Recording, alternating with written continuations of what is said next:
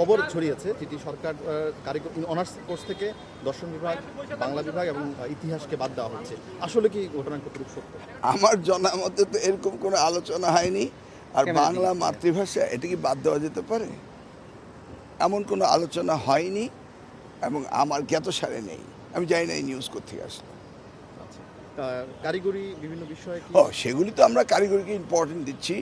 আমরা আধুনিক নায়িকায়ন করছি, আমরা মোর সাবজেক্ট যেগুলি আমাদের মার্কেট ডিমান্ড রয়েছে সেগুলিকে আমরা দেখছি, সে তো প্রতিনিয়তই আলোচনা হচ্ছে। কিন্তু বাংলা, দর্শন, ইতিহাস বাদ পড়বে এই আলোচনা আমরা কোথাও শুনিনি এবং আমরাও কোথাও করিনি। অনার্সের নতুন কোর্স যুক্ত করার চিন্তা করছেন কিনা আপনারা? হ্যাঁ, সেগুলি মার্কেট ড্রিভেন ডিমান্ড অনুযায়ী তো কোর্স আমরা রেগুলারলি ইন্ট্রোডিউস করছি, প্রত্যেকটি বিশ্ববিদ্যালয়ে আমরা ইন্ট্রোডিউস করছি এবং প্রত্যেকটি লেভেলেই আমরা ইন্ট্রোডিউস করছি।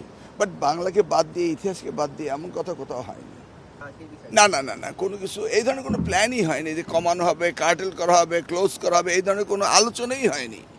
আমরা শুধু আলোচনা হচ্ছে যে কিভাবে আমরা শিক্ষা ব্যবস্থাকে আরও উন্নত করব এবং মার্কেট ড্রিভেন ডিমান্ড অনুযায়ী আমরা করব, ইন্ডাস্ট্রি একাডেমির রিলেশন কীভাবে হবে সেগুলি নিয়ে আলোচনা হচ্ছে।